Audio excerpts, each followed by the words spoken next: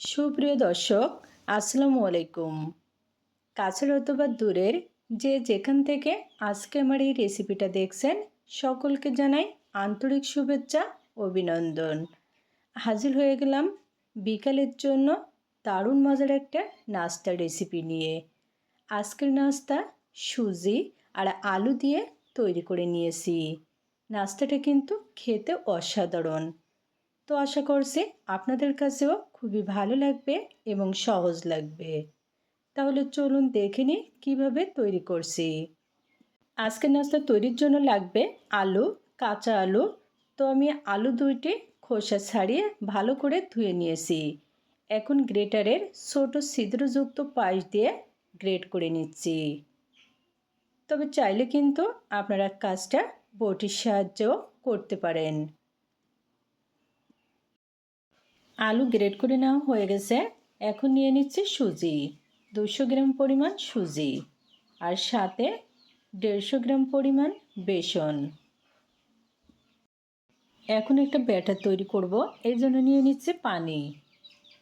সবটুকু পানি কিন্তু একসাথে নিব না, অল্প অল্প করে পানি দিয়ে একটা পাতলা ব্যাটার তৈরি করব।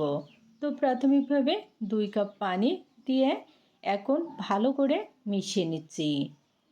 যেহেতু এখানে বেসন দেওয়া আছে, এই জন্য কিন্তু দলা বেঁধে যেতে পারে। তো একটু সময় নিয়ে খুবই ভালো করে মিশিয়ে নিতে হবে, যেন দলা না থাকে।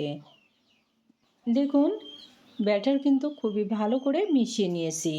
তো এই পর্যায়ে নিয়ে নিচ্ছি 1 টেবিল চামচ পেঁয়াজ কুচি, 1 টেবিল চামচ কাঁচামরিচ কুচি, 1 টেবিল চামচ ধনিয়া পাতা কুচি, হাফ টেবিল চামচ ভাজা জিরার গুঁড়া, 1 চিমটি এলাচ গুঁড়া, হাফ টেবিল চামচ লাল মরিচের গুঁড়া, হাফ টেবিল চামচ ভাজা গরম মশলার গুঁড়া, হাফ টেবিল চামচ চিলি ফ্লেক্স, আর স্বাদ মতো লবণ।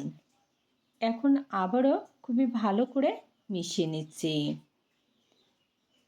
আর হ্যাঁ, এখানে কিন্তু সব মিলিয়ে আমার 3 কাপ আর হাফ কাপ পানি লাগছে। এখন কিন্তু ব্যাটার পুরোপুরি রেডি। দেখুন, ব্যাটার কিন্তু খুব বেশি ঘন হবে না, আবার একেবারে পাতলা হবে না, ঠিক এরকমই। তো এই পর্যায়ে চুলায় প্যান বসিয়ে দিয়ে প্যানে নিয়ে নিচ্ছি 1 টেবিল চামচ সাদা তেল। তেল গরম হয়ে গেছে, নিয়ে নিচ্ছি হাফ টেবিল চামচ সরিষা, হাফ টেবিল চামচ আস্ত জিরা। 30 সেকেন্ড মতো ভেজে নিতে হবে। তো এখন এর ভিতরে নিয়ে নিচ্ছি বানিয়ে রাখা ব্যাটার।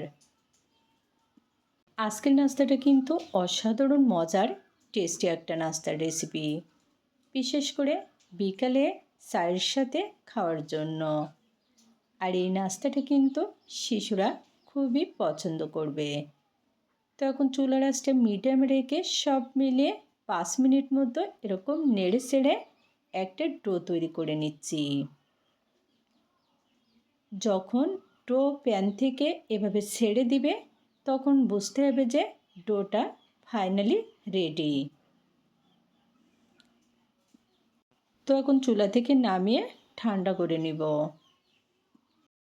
এই নাস্তাটা সেট করার জন্য এখানে কাঁচের স্কোয়ার শেপের একটা পাত্র নিয়েছি।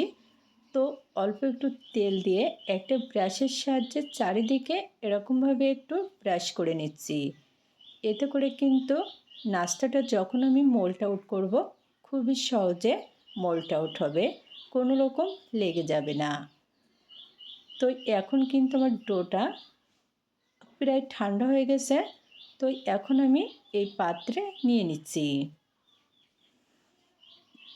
সবটুকু ডো দেওয়ার পরে এখন একটা স্প্যাচুলার সাহায্যে এরকম করে একটু চেপে চেপে সেট করে নিচ্ছি, যেন সব জায়গাতে ঠিকঠাকভাবে সমান হয়ে থাকে।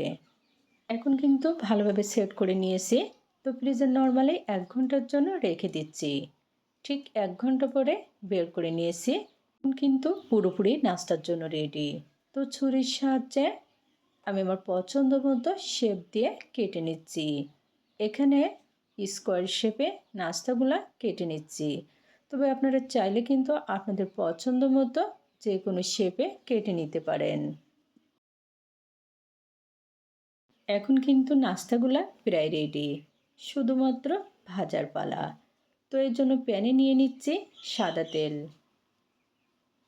আজকে কিন্তু নাস্তাগুলো আমি ডুবো তেলে ভাজবো না, অল্প তেল দিয়ে ভেজে নেব। তবে চাইলে কিন্তু আপনারা ডুবো তেলেও ভাজতে পারেন। তেল গরম হয়ে গেছে, একে একে নাস্তা দিয়ে দিচ্ছি। এই পর্যায়ে চুলার আঁচটা মিডিয়াম টু লোতে রেখে নাস্তাগুলো ভেজে নিচ্ছি। 2 থেকে 3 বার উল্টে পাল্টে নাস্তাগুলো ভেজে নিয়েছি। দেখুন নাস্তায় কিন্তু দারুণ সুন্দর কালার চলে এসেছে, আর সেই সাথে নাস্তাগুলোও কিন্তু ভাজা হয়ে গেছে। তো এখন তেল ছেঁকে তুলে নিচ্ছি।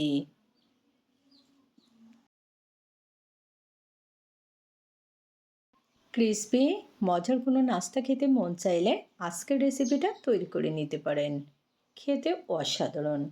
তো আশা করছি আপনাদের কাছেও খুবই ভালো লেগেছে। যদি ভালো লাগে অবশ্যই ট্রাই করে দেখবেন। আবারও দেখা হবে নতুন কোনো রেসিপি নিয়ে। আজকের মতোই এখানে বিদায় নিচ্ছি। আল্লাহ হাফেজ।